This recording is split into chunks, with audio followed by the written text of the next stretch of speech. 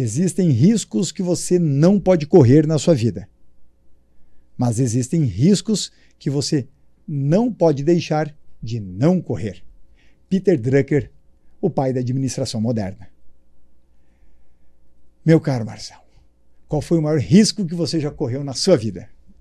Essa é uma pergunta difícil de responder. Porque foram muitos. Eu já fui atleta, se é que a gente pode falar de profissional, mas eu já fui atleta de esqui na neve no Brasil. Então o risco de não dar certo, mas acabou dando. Então, Olímpico? Olímpico, fui para 2 Olimpíadas e 4 mundiais. Me quebrei, é um esporte de risco. Então eu quebrei a perna, eu rompi o ligamento, eu quebrei o dedo, eu quebrei o nariz, eu quebrei a perna. Tudo em treinamento? Tudo em treinamento, competindo. Então rompi o ligamento em 93 no Mundial do Japão. O ligamento adutor? O ligamento do cruzado, do joelho cruzado anterior. Caramba, cara. É. Eu perdi o adutor, o do esquerdo eu não tenho mais, completo. E o da perna direita tem parcial. Também nas loucuras aí. Exato. Eu tava no Mundial, na prova de downhill, que é a prova mais rápida que tem no esqui, tava com 130 por hora, caí num saltei e... 130? Não pode, cara. Não tá, tem alguma coisa errada nisso. Não, e isso não tô Bota um freio o nome. Eu tava afim, porque tava transmitindo. Então a televisão põe aquele, tipo na Fórmula 1 que tem aquele reloginho, tava lá 130, eu saltei. E aí no pouso, eu pousei mal, eu pusei errado e aí foi o ligamento do cruzado anterior e o menisco. Depois que eu parei de competir em 98, eu quebrei a perna, esquiando também, mas aí já não mais competindo, caí num buraco. E quebrei a perna muito bem quebrada, então o primeiro diagnóstico, eu estava na Argentina, o primeiro diagnóstico foi amputação da perna esquerda. E depois eu já, não competindo pelo esqui, eu saltei de fazia paraquedismo. Fiz curso, comprei equipamento, enfim, tinha lá meus 60, 70 saltos e o avião caiu. Então, você tá falando de... Aqui no Brasil? Em Boituva. Aqui no interior de São Paulo, uma hora e pouquinho de São Paulo. A gente tava Pensei que só meu pai tinha caído de avião. Não. Eu saltei, né? Eu tava de paraquedas, eu saltei. O avião caiu. Ninguém morreu, mas as pessoas se machucaram. O avião pousou, se é que a gente fala... Forçadamente no canavial. E o piloto quebrou o nariz, machucou o joelho. Tinha uma menina que estava fazendo salto duplo. Pô, a sorte talvez tenha sido inclusive o canavial, né? Que de maneira amorteceu, não era floresta de madeira dura. Exato. Ele literalmente conseguiu pousar no canavial. A história foi o seguinte: a gente estava mais ou menos 2.800 pés. E geralmente você comanda o paraquedas a 3.000 pés. Você vai a 12, você fica por volta ali de 50 segundos, 1 minuto em queda livre, e aí você comanda o paraquedas a 3.000 pés. Tava eu sentado exatamente assim, o piloto pra lá, o Marcelo, hoje ele é piloto da Azul. Uma menina aqui sentada no chão, era um avião bem pequenininho, uma menina sentada no chão fazendo o 3º salto duplo dela. Uma pessoa aqui sentada e a porta, não tinha porta o avião. Uma pessoa aqui no chão, o Marcos Ared, o ex-dono da drogaria Onofre, e o Estênio, que era o instrutor que estava fazendo o salto duplo com a menina. E eu trocando uma ideia com ela, falando, pô, você tem que fazer o curso, porque você tá no 3º salto duplo, isso é igual andar de moto na garupa. Faz o curso que você vai se divertir. Boa analogia. E de repente, pau, um estalo, assim começou a tremer, barulhão, avião, assim. O piloto, que na hora viu, né, falou, pane, vai, salta, porque o avião, quanto menos peso, mais ele plana. A pessoa que estava no chão, que eu não me lembro o nome, não entendia o que estava acontecendo, entrou meio que em pane também. Aí o Estênio, que era um instrutor muito experiente, deu um pé nessa pessoa, ela saiu quicando pela porta. Saiu o Marcos Ared, que esse é o processo, né? Sai quem tá no banco, sai eu. E eu devo ter comandado a uns 2.400, 2.500 metros. Então, ainda para cair, para depois abrir, onde a abertura geralmente é aos 3. Você, cada 1.000 pés são 6 segundos. Então, se eu comandei a 2.500, eu tinha ali por volta de 15 segundos para a morte, que é muito tempo. O meu risco era o seguinte: você tem dois paraquedistas que saem na minha frente, eu preciso saber onde eles estão para eu não sair, eles estão com o velame aberto. Se eu saio em cima deles, eu levo eu e eles pra morte. Marcelão do céu. Então tudo muito rápido, você tem que raciocinar rápido. Eu vi onde eles estavam, saí pro lado oposto e comandei. Abri o principal, tá tudo certo. E aí eu vi o avião assim, caindo em círculos. Depois uma hora eu perdi de vista. Pô, ele veio na espiral já? Ele veio na espiral, depois eu entendi o que aconteceu. Eu tenho bastante história para contar, então você vai me direcionando aqui. Vamos lá que... O que aconteceu foi uma fadiga da hélice e ela quebrou. É igual furar um pneu do carro na estrada a 150 por hora. Então o carro desestabiliza inteiro, ele começa a trepidar, o avião começou a trepidar pela perda da hélice. O painel, com a vibração, o painel inteiro caiu no colo do comandante, do piloto. Ele perdeu todos os comandos. Então o avião ficou em giro porque ele não tinha nenhum comando. Ele foi o passageiro da agonia. E por sorte... Parece a narração do UFC, né? Virou o passageiro da agonia. Vamos mandar para ele. Como é que ele chama? Eu adoro ele. Como tá no combate, eu acho. Isso, agora, né? Exato, tá no combate. Ele virou passageiro da agonia e caiu no canavial. O Estênio, que estava fazendo... Saímos, nós três estávamos com paraquedas, ficaram os três, o piloto, a menina e o Estênio. O Estênio comandou na menina, o duplo, pôs o pé dela para fora da porta do avião. O avião não tinha porta. Tava a 1000 pés. E aí ele falou, não vou. Porque 1000 pés são 6 segundos para a morte. É muito pouco. Até indo pro paraquedas reserva, o paraquedas reserva ele abre muito mais rápido que o principal. O paraquedas reserva ele tem uma mola, que quando você comanda ele, pum, essa mola joga ele para cima. Mas mesmo assim, 6 segundos, qualquer problema que ele tivesse, os dois morriam. Então ele optou por... Tudo muito rápido, né? Ele optou por entrar pro avião de novo e pousaram. A menina pousaram no canavial, a menina quebrou a coluna. Ficou paraplégica? Ela ficou muito... Não, ela não ficou... Eu fui visitá-la no hospital, eu lembro. E ela ficou uns 3 meses deitada, sem poder pisar. Dentro do avião ficou o piloto e mais os dois? O piloto, a menina e o Estênio. E você e mais um? Eu e mais 2 saímos. Você e mais 2 saíram? Éramos 6. 3 e 3. E os 3 conseguiram pousar com o seu paraquedas? No caso, você se quebrou? Não, eu não me quebrei. Eu pousei no meio da Castelo Branco. No meio da estrada. Na Castelo Branco, Porque cara? Boituva fica na Castelo Branco. Sim. Eu pousei no meio da estrada, porque o que acontece? O avião, ele decola e ele fica girando, ele sobe em círculos. Depende de aonde você tá, você pode estar longe da base. Porque se você tá aqui, a pista tá aqui. Então o que aconteceu no nosso caso foi, a gente tava, a pane deu nessa rotação, nesse rocambole, vamos falar assim, que ele tá subindo. Ah, já na subida deu? Na subida. Todo avião plana. O grande problema, qual é o risco do avião? Quando você está decolando, ele tem uma pane.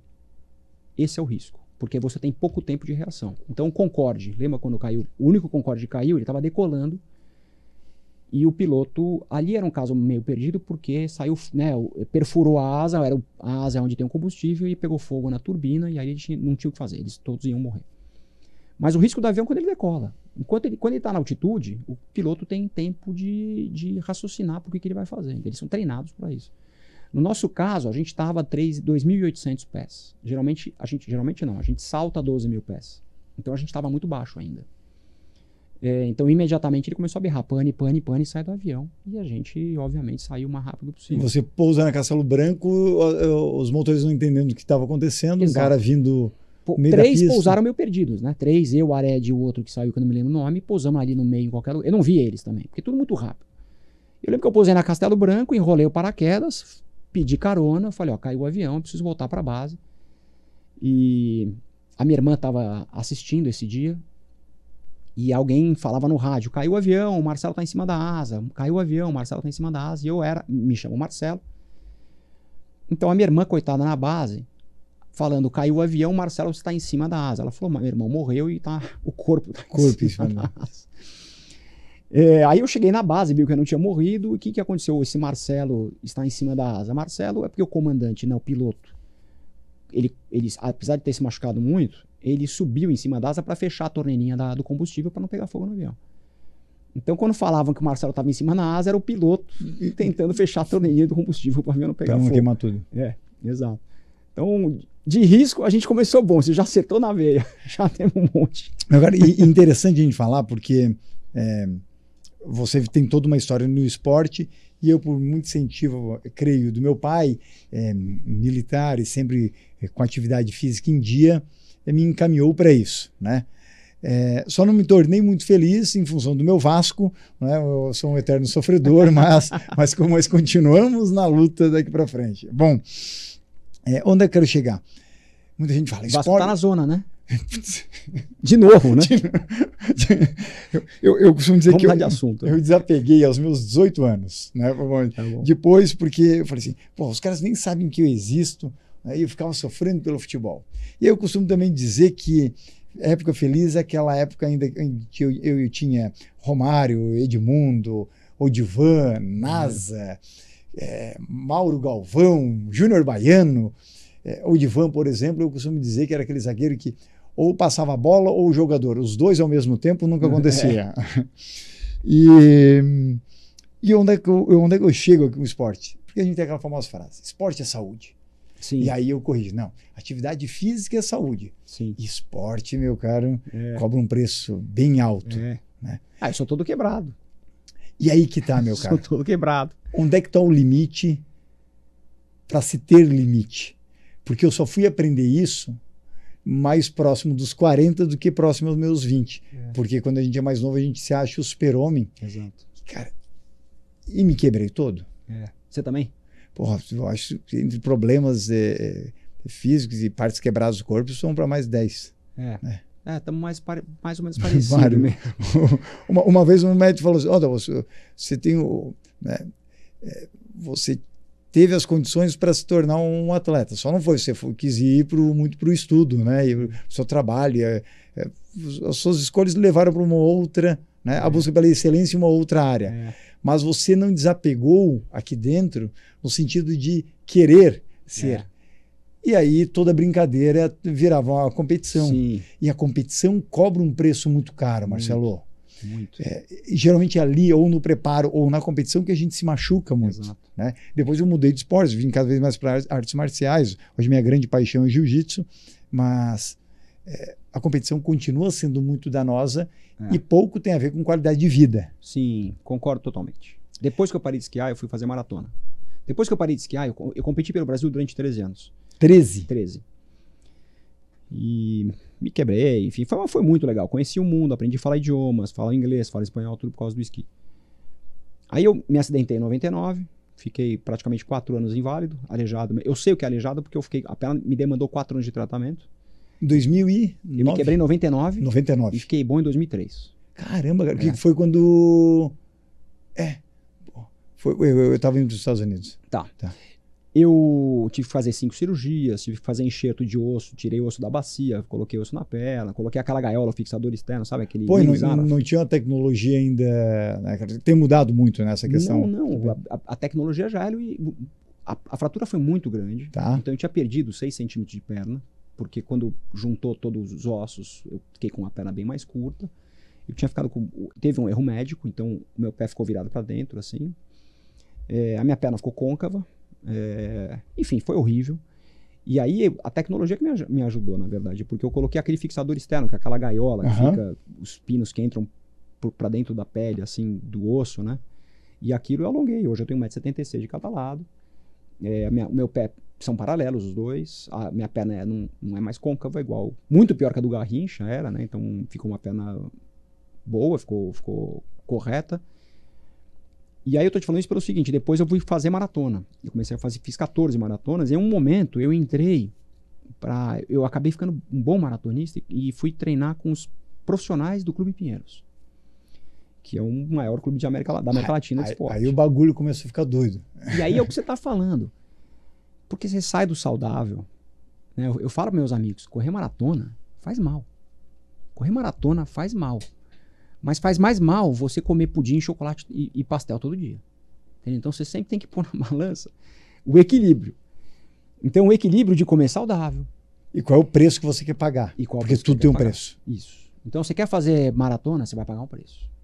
Que é o que você está falando. Qual é a linha saudável? Eu acho que o equilíbrio. Então eu falo, você não come nada. Eu tenho o mesmo peso desde os 16 anos de idade. Eu tenho 50 hoje. Eu vou entre... Cara, tem 50, bom. Tenho 50. Pô, te botaram no formal, cacete. Obrigado. Quando eu vou pra maratona, 67. E quando eu não tô em maratona, algo entre 68 e 71. Ok. É isso. 68, 71, 68, 71, 68, 71. Eu nunca passei de 71 quilos. Você ainda faz maratona hoje em dia? Faço. Tá. Mas por prazer, hobby? Ou ainda em nível competitivo? Não, sempre foi por prazer e hobby também. Eu fiquei 4 anos treinando com os profissionais do Clube Pinheiros. Mas era muito prazeroso. Eu não tinha chance nenhuma de ganhar uma maratona. Mas por que saiu? Porque eu achei que, um pouco do que você está falando, assim, é muito esforço. Eu tinha uma vida de trabalho, eu tenho uma vida de trabalho, eu tinha uma vida de... Eu fui treinar com os prós do Pinheiros, eu tinha 40 anos. Mas então você estava lá e ainda com uma carreira em paralelo. Super. Pois é muito difícil conciliar, Super. né, cara? No nível profissional. Muito, muito. Mas eu fazia o seguinte, terça-feira meu rodízio, e eu fazia o treino de pista com eles, porque eu podia chegar mais tarde no escritório. Quinta era o treino de pista deles, eles tinham 2 períodos de treino de pista, um na terça, outro na quinta. Quinta eu não ia. Mas o treino do sábado eu ia de novo. Então eu fazia terça e sábado com eles. E o resto é meio girar, é meio os treinos regenerativos que a gente chama. Então praticamente os mais importantes eu faltava em um e fazia 2. Então eu corria junto com a Adriana Aparecida, que é a recordista brasileira de maratona. Que é personagem, depois a gente vai falar, ela é personagem no meu livro. E bicampeã pan-americana, enfim, a mulher era um fenômeno, mas eu corria muito parecido com ela. Então eu era mais rápido nos treinos de velocidade e ela era mais rápida nos treinos de resistência. Então o que o treinador, que era o Cláudio Castilho na época, fez? Muito inteligente. Ele pôs eu para correr com a Adriana, porque eu puxava ela na pista e ela me puxava no treino longo. Então foram 4 anos maravilhosos, aprendi muito com eles, com os dois. Você perdeu na sua vida alguém que você gostava muito? Sim, meus irmãos da minha família. Em realidade, eu sim sinto que eu teria que ter passado mais tempo com eles. Meu pai, meus irmãos, minha mãe. Qual foi o maior erro que você acredita que construiu na sua carreira? Putz, tem vários erros que eu cometi na minha carreira.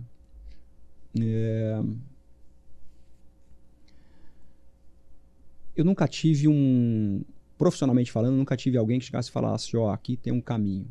Eu fui educado pro meu pai, que foi um empresário bem-sucedido, 30 anos de muito bem-sucedido, 20 anos de mal-sucedido, agora os últimos 20 mal-sucedido. Eu fui educado para trabalhar com ele. Então eu nunca soube que existisse um outro mundo afora da empresa do meu pai. E chegou um momento que eu não quis trabalhar com ele. Então eu fiz vários erros de carreira mesmo, de escolha de empresas para trabalhar. Que ano que foi isso? Tipo, não vou virar um sucessor. Não, foi logo no começo. Ah, é? Adolescência já? Tipo assim? Tinha uns 27 anos. Ah. Eu tentei trabalhar com ele e a gente começou a se desentender. Okay. Você já era atleta?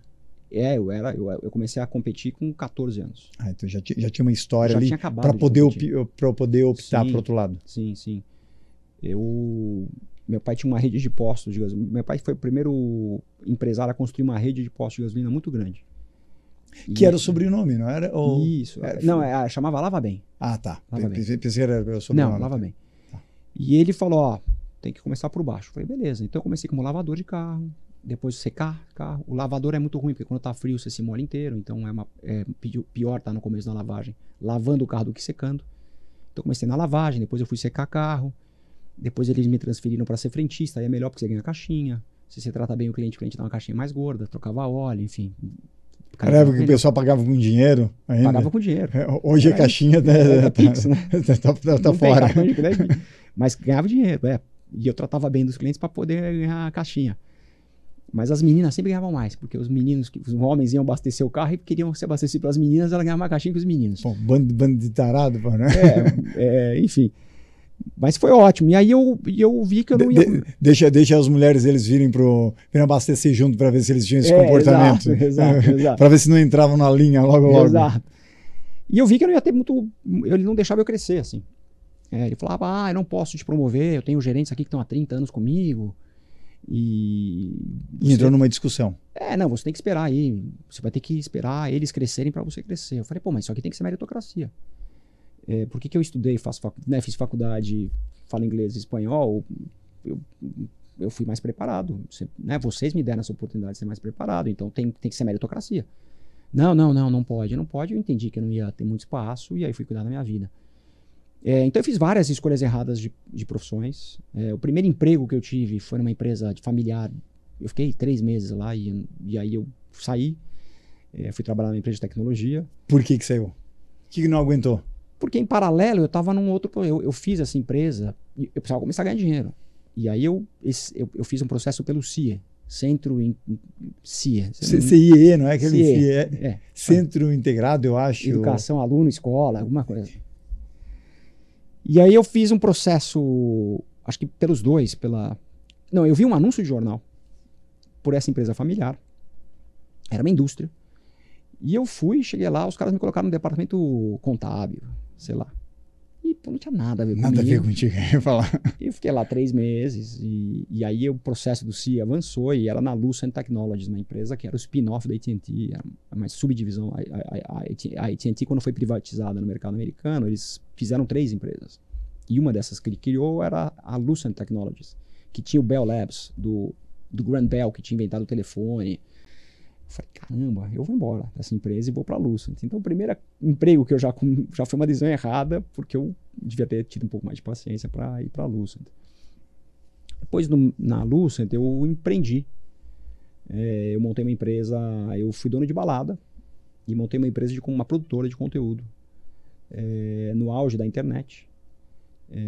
Eu montei uma produtora de conteúdo para TV e para internet. E eu achava que ia ter uma lei, estava no início da TVs a cabo no Brasil, e eu achava que ia ter uma lei no Brasil obrigando as TVs a cabo a produzir conteúdo localmente, para incentivar a indústria audiovisual brasileira. Eu estava certo, só que eu montei a produtora e essa lei demorou para sair. E eu tinha ganhado todo o meu dinheiro na Lucent, que eu fui bem sucedido na Lucent, fiquei lá acho que uns 5, 6 anos, morava com meus pais, então o meu custo de vida era baixo, então tudo que eu ganhava eu guardava. Peguei todo o meu dinheiro e falei, quer saber, eu vou montar essa produtora, porque eu acredito nisso, enfim, e aí deu errado, super errado. Perdi todo o dinheiro. Porque fez um negócio esperando algo vir no mercado que não se realizou. A lei saiu, mas depois. A lei saiu, né? Hoje é obrigado a produzir conteúdo nacional, né? Faz tempo isso. Mas a lei chegou depois. Então eu estava no lugar certo na hora errada. E de lá foi para onde? Hoje eu olho e falo, nunca daria certo aquela produtora, porque eu não conhecia muito, enfim, eu não tive nenhuma visão, planejamento, eu fui pelo coração, fui pela emoção total. Mas também foi ótimo, porque eu comecei minha carreira de headhunter depois que eu saí da produtora. 14 anos lá? 14, 12, 14 como headhunter? Eu fiquei 16 anos como headhunter. 16? 16 anos como headhunter, foi ótimo. Foi uma baita experiência, uma baita jornada como hunter. O que mais aprendeu ali, Marcelo? O que eu mais aprendi é que nunca é fácil chegar. O caminho é sempre com muita adrenalina, muitos sobes e desces, para todo mundo. Eu aprendi que todos os candidatos que eu entrevistava, fiz mais ou menos umas 5 mil, algo por volta de 5 a 6 mil entrevistas com candidatos para processo de recrutamento e seleção. Eu fiz muitos coachings e assessments. Então, assessment é uma ferramenta que você tenta ler a pessoa, né? Você lê de fato a pessoa. E indica o que ela poderia fazer profissionalmente, né? Se ela vai ser promovida, se ela vai ser demitida, enfim. Mas seu aprendizado ali foi muito mais sobre o outro do que você, né? Como Exato. A gente aprende olhando o outro, né? O que eu aprendi foi o seguinte, primeiro, o caminho é sempre cheio de obstáculos e a gente tem uma habilidade de achar que a grama do vizinho é sempre melhor do que a nossa. É o que muita gente faz quando acorda. E o primeiro estímulo que busca é externo, Isso. olhando no Instagram, ainda Isso. na cama, como o outro está mais feliz que você. E aí o seu dia já começa um dia de bosta, você Exato. Se achando um merda. Exato. E não agindo pelo que de fato é estratégico. Exato. A gente começou inclusive o nosso episódio aqui de hoje, citando Peter Drucker, Sim. um pai da administração moderna, que também tem a famosa frase, né? A cultura corporativa come a estratégia já no café da manhã. Exato. E isso está acontecendo hoje com as redes sociais. Assim, 100% não, seria mentira da minha parte, mas uma grandíssima maioria das pessoas, dessas 5 ou 6 mil pessoas que eu entrevistei ao longo da minha vida, mas uma amplíssima maioria chegavam para mim e falavam, pô, o meu amigo, o meu sócio, o meu não sei o quê, eu ganho 60 mil reais, mas eu quero ganhar 80 mil reais. Sempre. Assim, impressionante como a gente se compara com o outro, o que eu não acho ruim, mas sempre numa de ele tá melhor do que eu, como é que eu faço para chegar lá? O que eu não acho ruim. Comparação, né? Mas a comparação é um negócio. Você não pode deixar de ficar satisfeito com o que você conquistou, porque você tá olhando o outro que conquistou mais que você, entendeu? Eu acho que você tem que valorizar o que você conquistou e falar, pô, eu posso mais, legal. Entendeu? Mas não se comparando no modo negativo. Marcelo, tem uma das perguntas que eu trago por vezes aqui nessa mesa. Você está aqui comigo dividindo esse espaço. Sou muito grato por essa troca de conhecimentos aqui. Deve ser muito legal, né? Você deve aprender muito, porque eu aprendi muito entrevistando. Exatamente. E algo que muitas vezes eu provoco o outro lado vem no sentido de quais são os sacos sem fundo na sua vida. Porque tem coisas que, por mais que a gente tenta buscar, cavar, este cavar leva a gente a lugar algum. Exato. Eu concordo com você. E tem 2 sacos sem fundo, né? O dinheiro, no sentido de que se eu quiser ficar botando ele com relação ao outro, porque se eu quiser sempre ser o cara com mais dinheiro, ou com o melhor carro, ou com isso, sempre eu vou parar na comparação. E outro saco sem fundo, acabei de dizer, é o se comparar. Ao invés de eu me comparar em termos de quem eu era ontem e quem eu sou hoje, aqui, aprendendo com o Marcelo neste momento, as pessoas se comparam apenas com o externo e não fazem esse trabalho interno. Exato. E quando a gente vem para o ramo executivo, você como headhunter trabalhou muito dentro desse meio, cara, parece que há décadas, Baby Boomer X e Y, principalmente, se comparam muito entre eles, e onde parece que o sinônimo de sucesso era apenas um cargo, ou você ser o fulano ou fulana da empresa X, ou o sucesso era apenas morar em Alphaville, nos levou ao que está acontecendo agora. Muita gente com tudo em volta, e volto a enfatizar isso, que eu bato muito nos meus conteúdos, mas um vazio enorme dentro. Uma hora o corpo ou a mente cobram um preço. E a gente está vendo uma galera das nossas gerações numa depressão gigantesca, mesmo tendo tudo à volta. E o profissional não sabe o porquê daquilo. Eu vou te garantir o que eu estou te falando agora, que está absolutamente correto. Quando eu era hunter, que eu fui até o ano passado, eu vou te falar que 90% dos Faria Limers, das pessoas que trabalham no mercado financeiro, 90% são muito frustradas e infelizes. E todas esses 90% encontrei alguém que pensa como eu. E eles querem sair do mercado financeiro. Eles querem sair do mercado financeiro. O anzol é a grana, mas eles querem sair. Eles são muito, muito, muito frustrados. Você tem assim, galera de 20, 30 anos ganhando 4, 5 milhões. E muito frustrados. Muito tóxico. Muito, muito. Muito louco. Marcelo,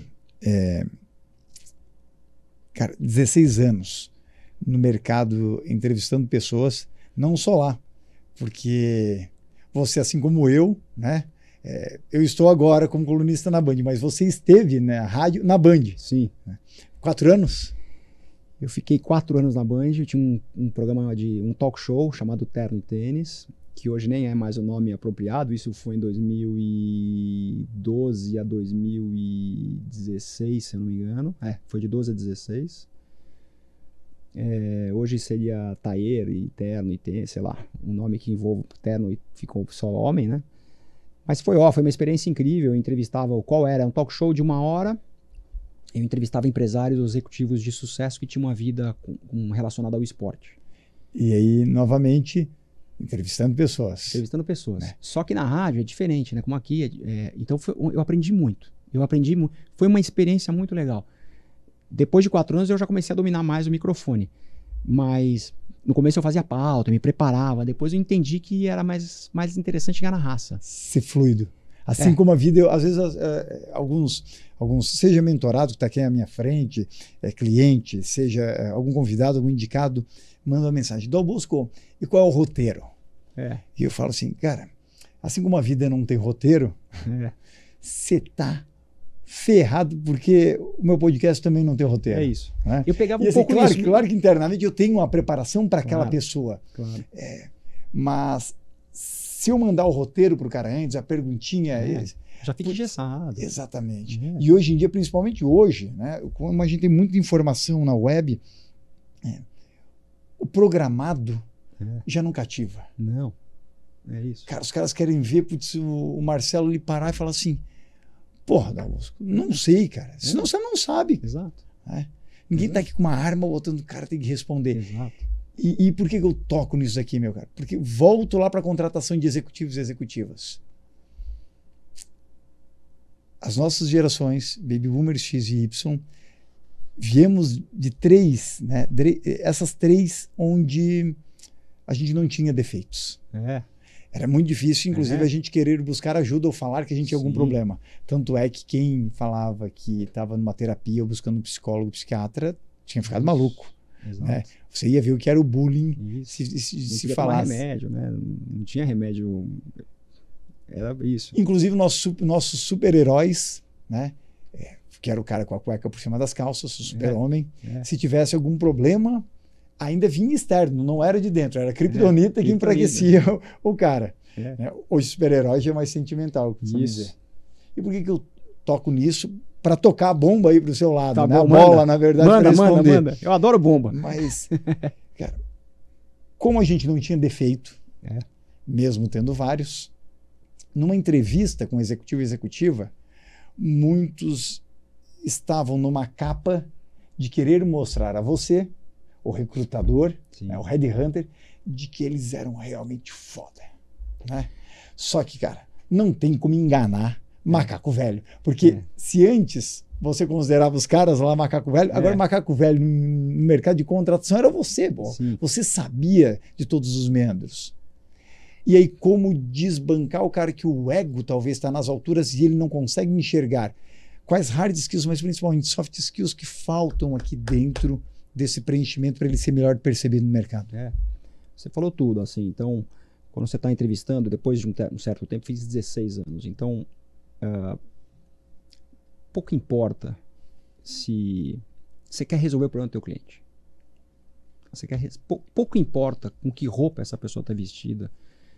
Pouco importa da onde ela vem, para onde ela vai. O importante é se ela funciona para o teu cliente. E várias vezes as pessoas vêm montadas num personagem. Eu fiz vários coachings com pessoas. Eu fiz um coaching com um diretor jurídico de um grande banco. A primeira pessoa da área jurídica desse grande banco. Eu dei um livro infantil para ele ler. O Cavalo...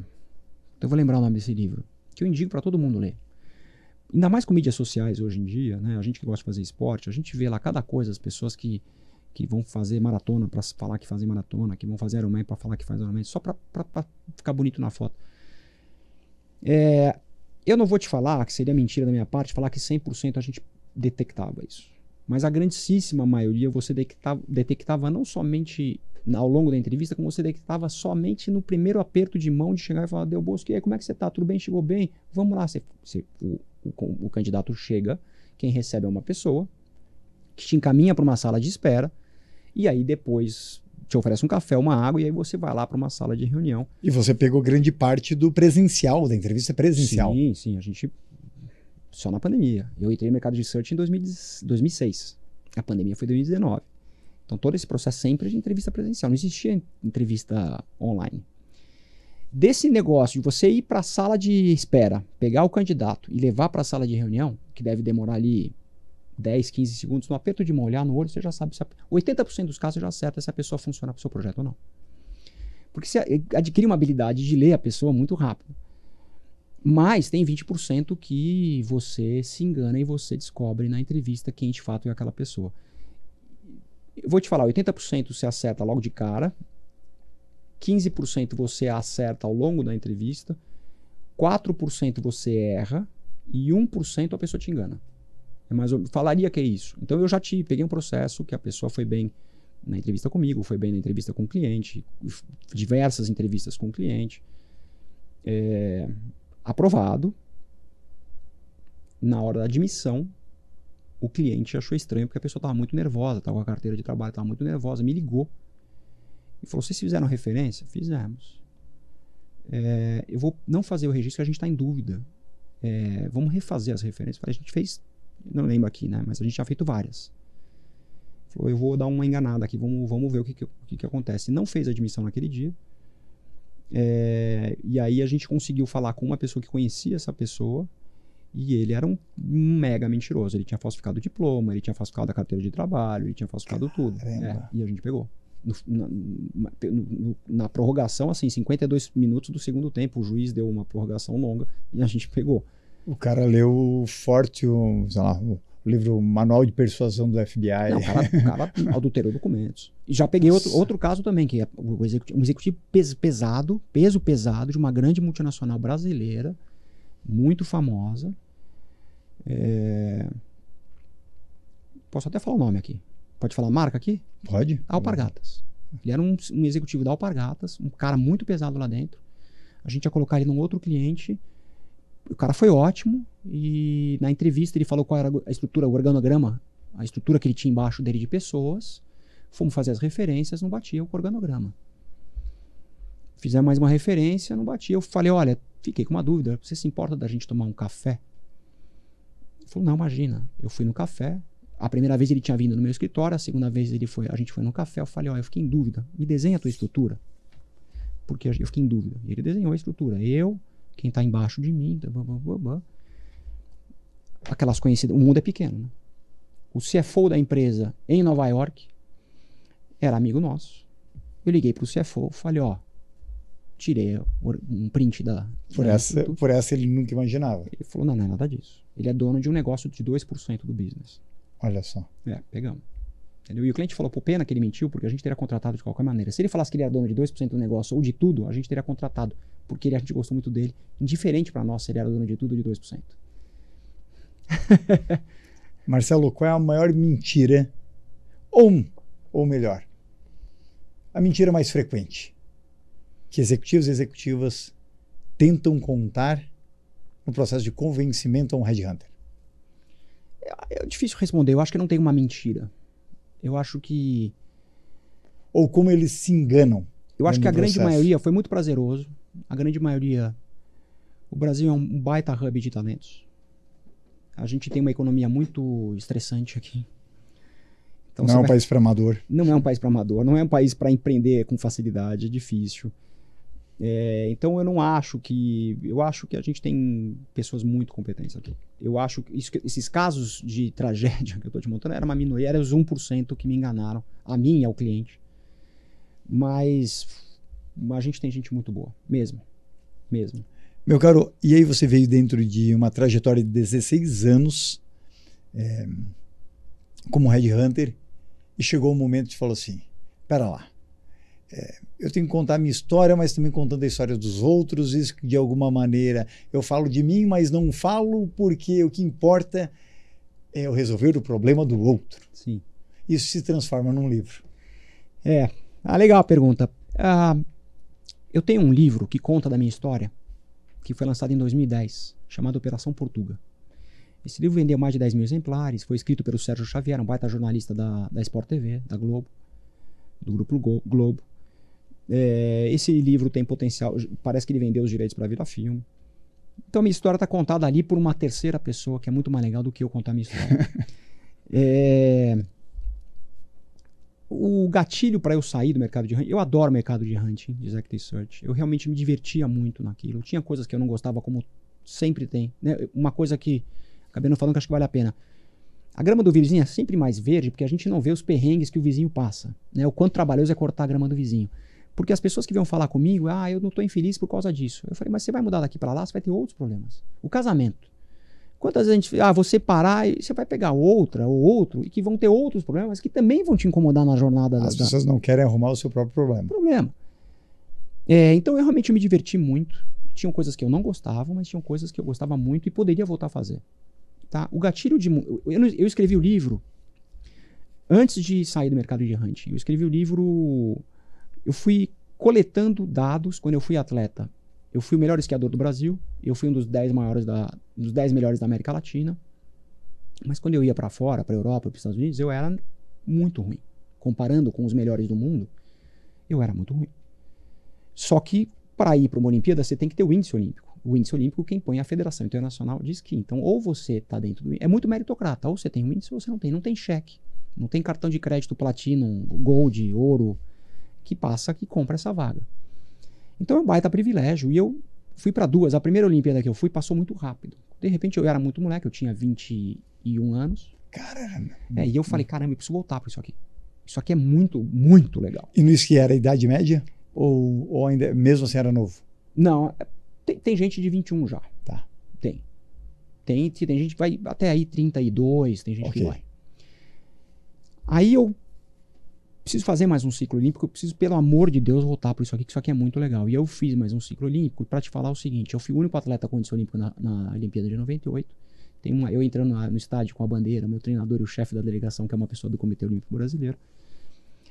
E eu falo, o astronauta vai para a Lua, quando ele volta, ele nunca mais é o mesmo. O atleta, quando entra numa Vila Olímpica, quando ele sai, ele nunca mais é o mesmo. Por quê? Porque você está num refeitório, que é um negócio monstruoso, tá todo mundo lá almoçando e jantando juntos. Então você acabou de sentar na mesa, aquelas mesas coletivas, você senta do lado do medalhista olímpico. Você tá na lavanderia lavando roupa, e tem lá o medalhista que também tem que lavar a roupa dele e a cueca suja dele. Entendeu? Então todo mundo, você vê que todo mundo é igual. Então, para concluir meu raciocínio, eu fui acumulando dados. O que essas pessoas faziam? O que os executivos que eu entrevistei faziam? Eu fui guardando literalmente no HD do meu computador. Quando começou a pandemia, eu vi que eu tinha muita informação e falei, quer saber? Eu tenho tempo agora para escrever um livro. Você anotava? Eu anotava. Eu tirava foto, eu lia um livro, tirava foto e armazenava. Eu não marco o livro. Eu dobro a página, tiro uma foto e guardo no meu HD. E o ensinamento que via com um cara, seja no refeitório, seja num treinamento, eu ia você guardando. ia botando. Então, sei lá, vou ler... Só que era um bunker, era um depósito e não um BI. Não tinha virado ainda uma inteligência. Sei lá, eu li a biografia do Walt Disney, eu crio uma página no meu HD Walt Disney e vou guardando todas as coisas que tem no Walt Disney. Biografia do Steve Jobs, e vou pondo tudo que eu sei do Steve Jobs. Biografia muito acima da média, vou guardando tudo lá dentro. E eu fui guardando. E aí, quando começou a pandemia, eu falei, pô, isso aqui, se eu estruturar, acho que dá um livro. E eu comecei a montar o que eu achava que seriam os capítulos. E aí eu comecei a escrever os meus pensamentos que eu achava. E aí eu cheguei pro meu sócio e falei, eu vou inverter. O mercado de headhunter está muito prostituído, vamos falar assim. Tem muitas empresas, e a gente tem um custo fixo e a gente não tem receita. As receitas são variáveis. E a inteligência artificial ainda vindo para aí. Para alguns, headhunters vai ajudar, mas muitos também vão ter suas posições ameaçadas. Eu cheguei e falei, quer saber, eu vou inverter a ordem. O cliente vai me ligar querendo trabalhar para a gente. Então eu vou escrever um livro para isso. O cliente vai ver em nós uma autoridade e ele vai querer trabalhar para a gente. Em vez da gente fazer o comercial, o cliente vai vir. E o negócio foi... Eu fiz uma pós-graduação, enfim, a pandemia me serviu para falar, caramba, eu acho que eu quero devolver tudo que eu aprendi.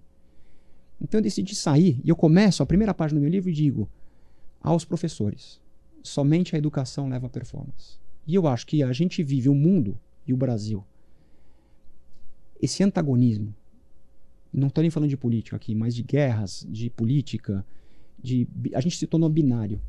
Ou você é de um lado ou você é do outro. Porque a gente tem pouca informação, a gente tem pouca cultura, entendeu? As pessoas não estão, Brasil pior ainda, a educação no Brasil é muito ruim. Então eu quis fazer uma transformação comigo mesmo. Você me perguntou, né? Eu saí para montar uma fintech que deu errado. Não foi uma opção equivocada da minha parte, da minha carreira, mas a fintech não foi bem e eu decidi sair para montar uma empresa de educação, que é o que eu estou fazendo agora. Entendeu? Então tá super prazeroso. Estou tendo que me reinventar com 50 anos de idade. Eu me reinventei como escritor, que foi muito difícil. Eu demorei 2 anos para escrever. Já best-seller? O livro é best-seller. Nas últimas semanas? O livro está 2 semanas no mercado. E a gente está 2 semanas como um dos livros mais vendidos do Brasil. A gente é best-seller na Veja. Publish News. Best-seller no Publish News e a gente é best-seller na Amazon. Então, que é a editora tríplice coroa. Muito legal. Espetacular, meu Muito legal. E veja só, quando a gente pega na perspectiva de Marcelo, que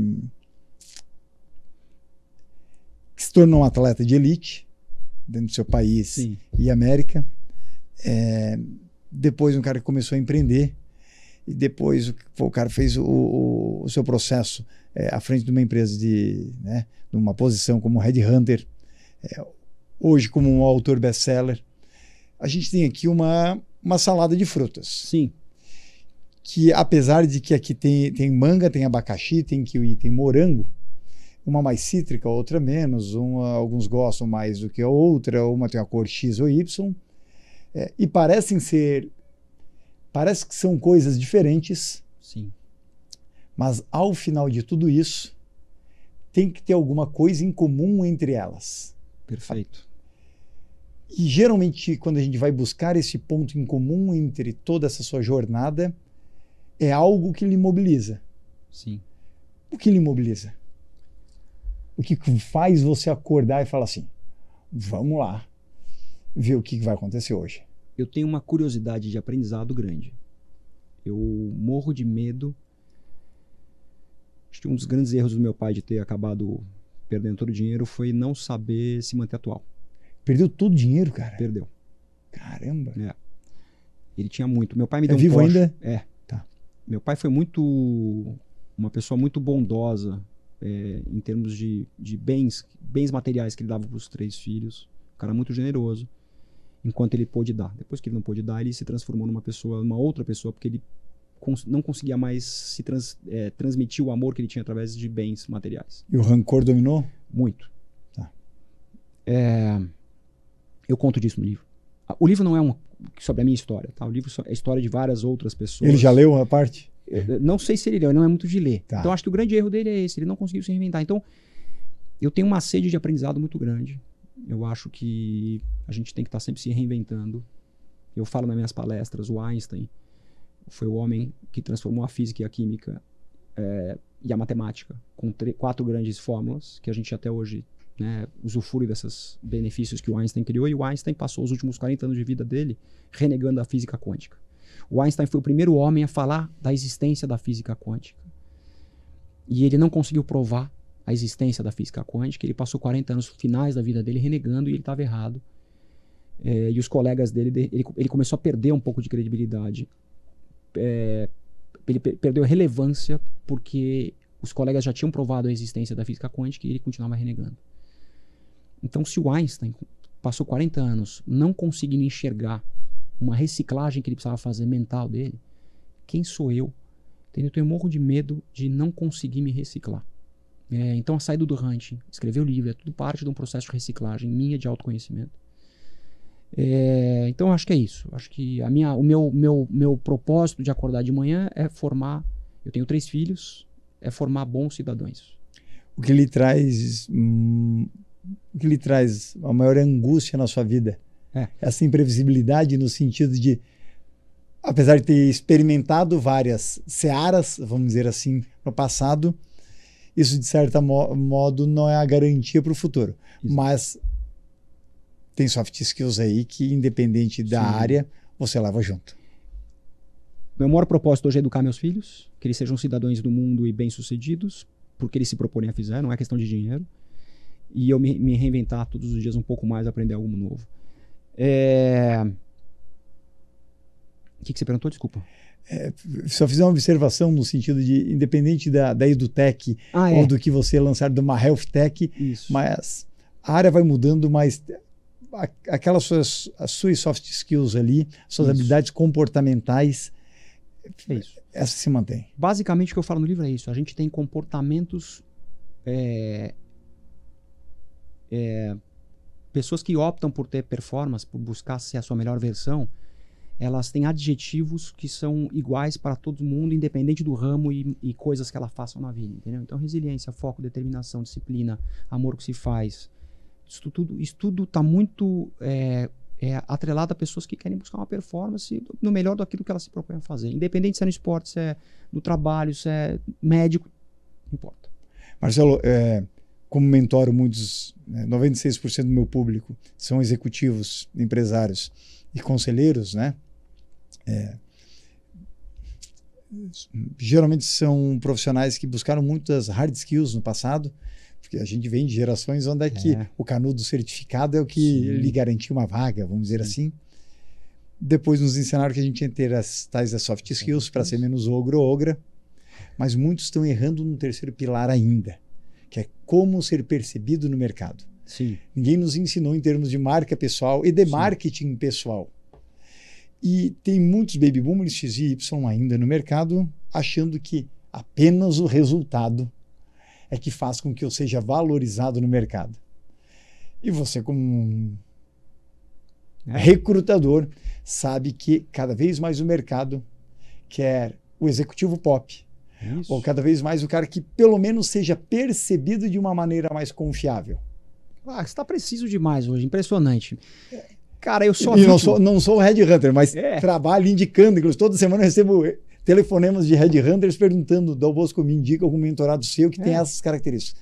E por anos trabalhando dentro disso, claro, e da minha experiência trabalhando pelo mundo, África, Europa, Estados Unidos, lá vai, nos deu essa casca grossa, né, Marcelo, de aumentar a nossa consciência, de ser muito sincero em cima da mesa, né? Cara, você pode ter feito INSEAD na França, pode ter feito Harvard, Stanford, etc., mas esse canudo hoje, cara, ou o que você entregou na empresa há 20 anos, ou você botar no seu LinkedIn, profissional com 30 anos de experiência, isso, cara, a depender do caso, pode ser interpretado de maneira errada, se a sua narrativa estiver errada. Eu lembro quando eu comecei na primeira consultoria de Headhunter que eu trabalhei, eu sou amigo dele até hoje, adoro, brother, a gente se adora mesmo, vai na minha casa, eu vou na casa dele.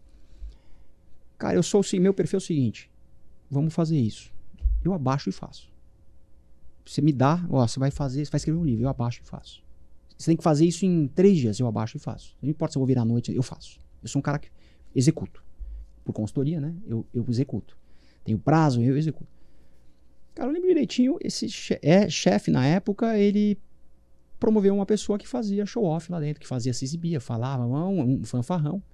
E eu que estava baixando, a cabeça baixa trabalhando, que não estava atento às nuances, me ferrei.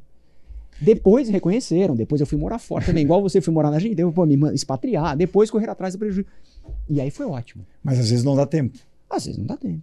E aqui a gente não está falando que o cara tem que ser um falso guru, né? Etc. Mas, claro, se você tiver resultados e trabalhar a percepção, porque a percepção é a verdade absoluta que a outra pessoa tem sobre você e não a sua. Exato. Sobre o processo. Exato.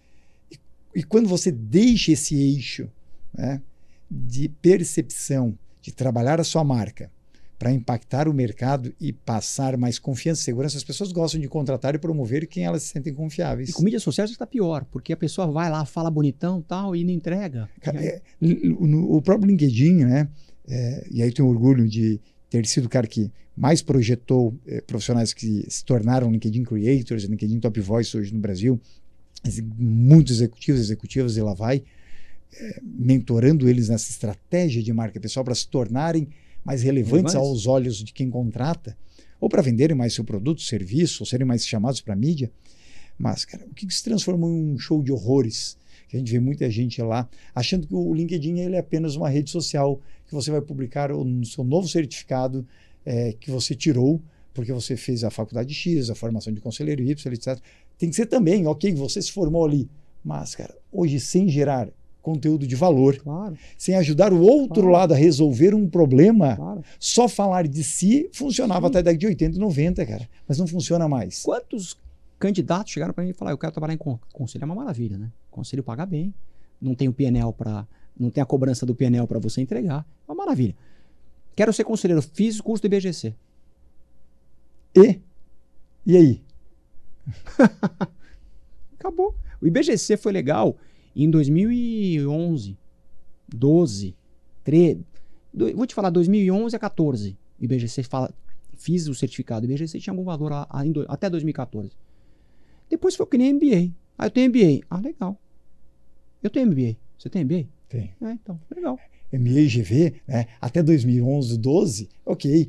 Hoje eu digo... Agora você fala, eu tenho MBA em Harvard, é outra coisa. Eu tenho no Stanford, MIT, bom, aí tem algum peso. Mas MBA, IBGC, é legal. É importantíssimo a gente se reciclar. Exatamente. Para a busca do seu conhecimento próprio. Mas em termos de diferencial de mercado, não dá para você sustentar a sua marca acreditando que os convites vão vir por aí. Esquece. E quando a gente fala eu costumo dizer isso, o próprio MBA, e não é uma versão só do Albosco, né? A gente pega o ex-reitor da Escola de Negócios de Harvard, né? A Escola de Negócios dentro de Harvard tem mais de 100 anos, lá para 2015, 2016, o ex-reitor já falava, a época de ouro, né, dos MBAs já era. A era de ouro, inclusive, dos MBAs já era. O que rola, não, eu nunca fiz MBA em Harvard, nem MIT, nem Stanford, nem London Business School, nada disso, mas eu acho que rola, claro, além do aprendizado, você tem os professores que são muito legais, o networking, né? Então isso sim deve ser um negócio absurdo, deve ser muito legal, mas eu nunca fiz. Mas o diploma pelo diploma... E aqui dentro disso, meu caro, ele ainda complementava, né? Falava as próprias instituições de ensino que dependerem, como o seu próprio negócio, ser a venda de MBA, nos próximos 10, 15 anos estão ferrados. Né? Tem que se reinventar. Tanto é que hoje a procura por formações é muito sprint. Né? Esses dias até numa escola de negócio eu dava uma formação de sprint de carreira. Né? Ou seja, as pessoas cada vez mais querem mentoria, querem acelerar o processo, com um mentorado pelo Marcelo, um mentorado pelo Dal Bosco, mentorado por alguém que possa acelerar esse processo. Mas agora, ok, aquela instituição, claro que ela é fundamental, tanto é que eu vejo que o futuro das instituições de ensino que se aguentarem vai ser no sentido de construir um ecossistema para você, não mais do que era antigamente de fique aqui 4, 5 anos e vaze. Sim. Mas no sentido de que daqui décadas você vai continuar dentro desse ambiente de ensino. Isso. Lifelong learning por meio daquela instituição, com vários formatos de ensino. Né?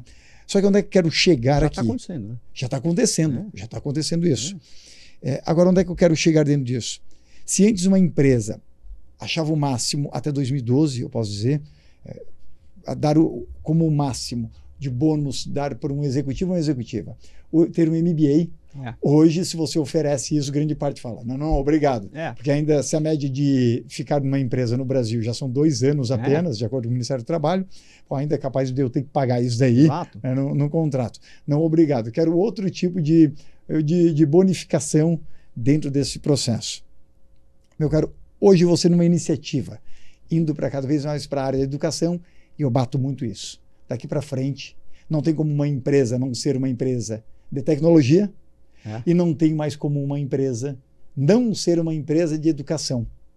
Porque a todo momento a gente gera conteúdo nas redes sociais, produz marketing, faz marketing de conteúdo e a gente frequentemente tem que ensinar o nosso público para eles virem nesse nosso funil aqui e aumentarmos a consciência para uma tomada de decisão. De que maneira a gente consegue ensinar o cara que não foi criado nessa geração, que era grande parte que você convivia. E é grande parte que inclusive me segue. É grande parte que a gente ensina muitas vezes nas redes sociais, que a gente tem que quebrar esse cara no meio, no sentido, cara, ou você está aberto ao aprendizado, ou gera, porque o mercado parece que ele aceita, mas cada vez mais vai ser preconceituoso para os 50 mais, para os 60 mais.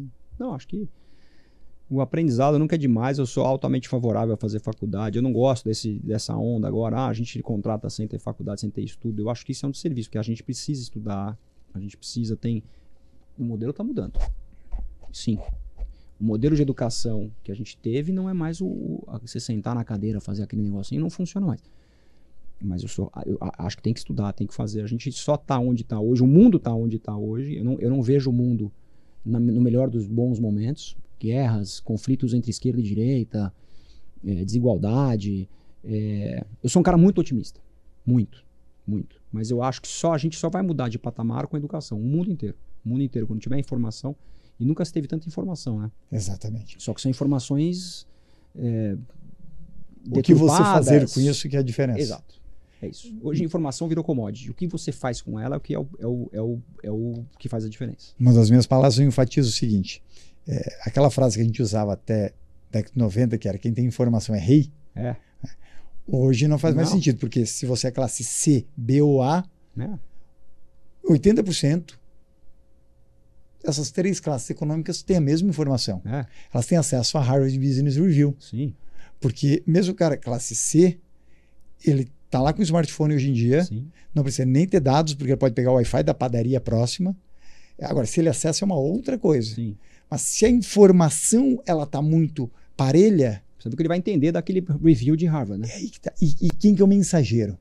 As pessoas querem saber, eu confio ou não confio em função de quem está me trazendo essa informação. Exato. E o seu livro, meu caro, as pessoas, não tem dúvida, vem pelo conteúdo, claro, mas grande parte está virando best-seller porque o mensageiro passa a confiança. Os caras acreditam em você. Então, acho que assim, lançar um livro é super complexo. Eu aprendi muito lançando um livro. Esse é teu. Aí, ó, câmera fechada aqui, ó. Líder na Veja, Líder Publish e Amazon. Lançar um livro é muito difícil. Escrever um livro é muito difícil, lançar um livro é muito difícil. E para você ganhar atração no livro é muito difícil. Eu não tenho a menor dúvida que as pessoas confiaram em mim. Os primeiros que começaram a comprar, como é a jornada? As pessoas compram. Eu não tenho nem muitos seguidores nas mídias sociais. Eu não sou um grande influenciador em mídias sociais. Eu tenho um engajamento muito grande nas mídias sociais. As pessoas que me seguem curtem o que eu falo, o que eu faço. Isso sim. O meu engajamento é muito superior à grande média, muito. Tanto é que hoje em dia, grande parte, a tendência, né, é o investimento de marcas corporativas em nano-influenciadores, Isso. pessoas, por exemplo, até 10 mil seguidores, por Isso. exemplo. E quando a gente vai ver a penetração em termos de, inclusive, de conversão, tem resultados fantásticos hoje na nano-influência, Eu sou isso. Eu sou bem diferente da macro-influência. Eu tenho 8 mil no LinkedIn e 7 mil, mais ou menos 7 mil no Instagram. Só isso eu tenho. Não tenho o Twitter, o novo X. Não é nenhuma Anitta e um Cristiano Ronaldo Não, em termos de só milhões. que eu tenho engajamento maior de mais que 10%. De média, que é muito alto. 10, 12%. Então o livro foi isso. As pessoas que me conhecem começaram a comprar, leiam, gostam, indica para o outro, que indica para o outro, indica para o outro. E o seu resultado na rede social também deu o nome do livro, muito acima da média. Né? O nome não fui eu que criei. O nome foi a Dani, que é uma pessoa que me ajuda. Já esteve aqui comigo. Já esteve fantástica. aqui? A Dani é fantástica, ela que criou o nome. Não foi a Dani. Tá. Mas a Dani é fantástica. A Dani é fantástica. A Dani fez a capa. Tá. A Dani fez a capa. O nome não lembro quem fez. Não fui eu. Mas o nome fala... Porque o livro tem personagens muito acima da média, que passaram muito perrengue para chegar a ser acima da média. E é um nome muito feliz, né? Porque eu adorei o nome. Adorei. Meu caro, para ser acima da média, assim como foi Michael Jordan, Kobe Bryant, Michael Jackson, Pelé, Cristiano Ronaldo, Neymar, Madre Teresa de Calcutá e lá vai, as pessoas só viraram uma marca pela diferenciação. Sim. A gente vira marca muito baseado em duas colunas, diferenciação e a consistência, né? E quando a gente olha eles, de alguma maneira, se a gente reconhece aquilo, se a gente admira aquilo, é porque Sim. tem um pouco da gente lá dentro. Para a gente encerrar, né? E ferrar com a cabeça de quem está nos vendo e assistindo, né? Escutando até agora. Mas tem alguma frase, algum pensamento de algum pensador, alguém que realmente lhe motiva, uma frase sua que você pode deixar para sua câmera fechada. Você que vai encerrar esse episódio. Tá bom. Eu vou falar De duas. Posso falar incentivo. duas? Pode falar duas. Tá bom. Tá? Aí para sua câmera fechada, porque aí você encerra isso aqui, que foi um show de conteúdo. Parabéns e a minha gratidão, porque eu lhe admiro. Pô, obrigado. Vou falar duas coisas. Então, a primeira, no pain, no gain. Uma frase muito já batida, mas no pain, no gain. Sem dor não tem jogo. E a segunda coisa, eu acho que os personagens muito acima da média que eu entrevistei para o livro e ao longo da minha carreira como headhunter, tem um adjetivo que classifica elas como todas iguais, a humildade. O que essas pessoas têm de diferente? A humildade. Elas têm o pé no chão de querer aprender, de querer ouvir, de saber que uma tempestade pode vir, que elas têm que estar atentas a essa tempestade que elas não estão enxergando. A humildade. Você falou do Neymar. Eu acho o Neymar um talento, tem talento.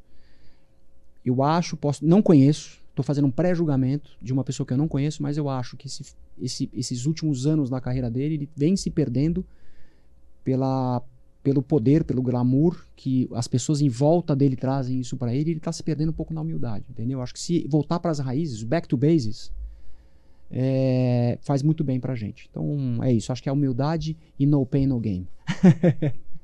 Show de bola, meu cara. Valeu, obrigado. Espetacular.